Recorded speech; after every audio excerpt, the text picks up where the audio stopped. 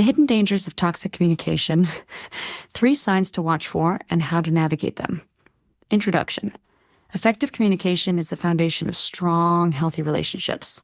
Whether it's with a partner, child, friend, or coworker, the way we communicate can make or break our connections with others.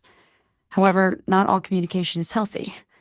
Toxic communication, characterized by negativity, manipulation, or dismissal, can create significant barriers between people. Over time, toxic communication can strain relationships, leading to misunderstandings, resentment, and emotional harm. In this article, we'll take a closer look at 3 common signs of toxic communication. We'll explore why they are damaging, how to recognize them, and most importantly, how to address them in a way that promotes healthier, more constructive conversations. 1. The blame game. Shifting responsibility. Blame shifting is one of the most toxic communication tactics. A person who frequently blames others for their mistakes or misfortunes often avoids accountability. Rather than taking responsibility for their actions, they place the blame on you or external circumstances, which can leave you feeling unjustly criticized, misunderstood, or even guilty. Why it's harmful. When someone shifts the blame, it creates an unhealthy power dynamic where the person avoids facing their own faults. It can also lead to feelings of inadequacy in the other person, especially when you're constantly forced into a defensive stance. Over time, this pattern can leave you questioning your own perceptions and abilities, making it harder to maintain healthy boundaries. Moreover, continual blame shifting disrupts problem solving because it halts any constructive conversation about the issue at hand. Without accountability, solutions remain elusive, and the same mistakes are likely to repeat themselves. How to address it. The key to addressing blame shifting is to calmly challenge the other person's version of events while asserting your own perspective. Rather than getting defensive, try to approach the conversation with a solution-oriented mindset. For example, say, "I understand that you see it that way, but here's my perspective. I think it would be more helpful if we both took responsibility for how things unfolded." By presenting a balanced viewpoint, you're encouraging shared accountability, which can lead to a more productive and less adversarial discussion. You can also suggest ways to prevent similar issues from arising in the future, thereby steering the conversation toward growth and resolution. Deep dive into solutions. If this issue arises frequently, it may help to set clear expectations in the relationship. Discuss how each party will contribute to resolving conflicts and stress the importance of owning up to mistakes. Healthy relationships thrive when both people take responsibility for their actions, and while this can be challenging, it's a fundamental step in building mutual respect. 2. Dismissing feelings. Your overreacting approach.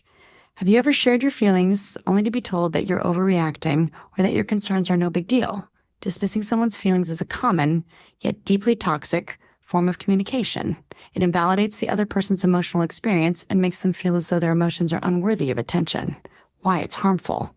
When someone dismisses your emotions, it sends a message that your inner experiences aren't important, which can undermine your self-esteem. Over time, being told that your emotions are irrational or exaggerated can lead to self-doubt, and you may even begin to suppress your feelings to avoid further invalidation. This behavior also erodes trust. If you don't feel safe expressing your emotions, you may begin to withdraw or bottle them up, which can lead to a greater emotional disconnect. Moreover, emotional invalidation stifles personal growth because it discourages honest, open conversations that allow for deeper understanding. How to address it. To combat emotional dismissal, it's essential to validate your own feelings first.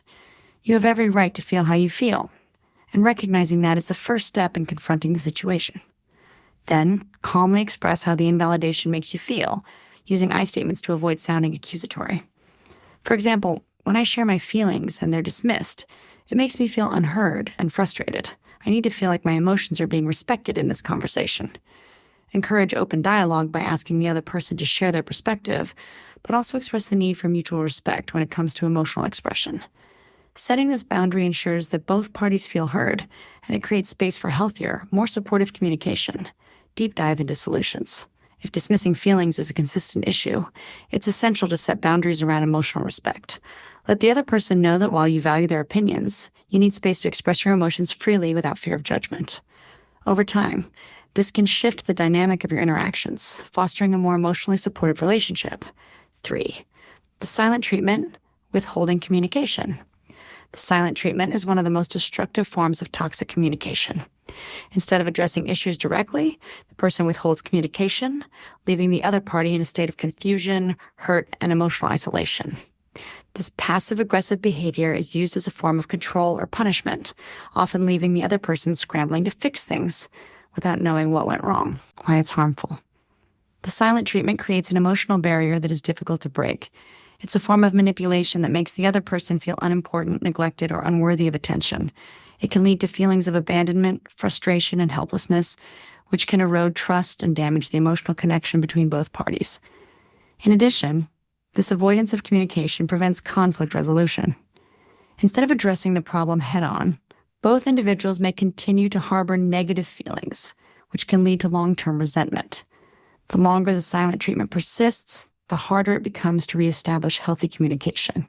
How to address it? The first step in addressing the silent treatment is to break the silence. If someone is refusing to communicate with you, calmly express your desire to resolve the issue. Acknowledge that you understand the person might need space, but make it clear that you're ready and willing to talk when they are. For example, say, "I can see that you're upset, and I'm here whenever you're ready to talk. Let's work through this together." If the silent treatment becomes a recurring pattern, it's essential to have a direct conversation about the impact it has on the relationship. Let the other person know that communication is vital for resolving issues, and withholding it only creates more problems. You could say, "I value our relationship, and it's important that we talk through things when we're upset. The silent treatment makes it hard for me to understand what's going on, and it doesn't help us move forward." Deep dive into solutions. For ongoing issues with silence or avoidance, consider seeking professional help, such as couples counseling or therapy, to address the root causes of communication breakdowns. Therapy can provide a safe space to explore difficult emotions and improve communication patterns, fostering a more open and connected relationship. Conclusion: breaking free from toxic communication. Toxic communication may seem like a small issue at first, but when left unaddressed, it can have a profound impact on relationships. By recognizing the signs of blame shifting, emotional dismissal, and the silent treatment, you can begin to take steps toward healthier communication. The key is to approach these situations with empathy and a commitment to resolving conflict in a constructive way. Remember, healthy communication requires both effort and vulnerability. It's about listening to understand, expressing yourself with respect, and creating an environment where both parties feel heard and valued. While it takes time and practice, transforming toxic communication into positive, solution-oriented conversations is essential for building lasting, meaningful connections.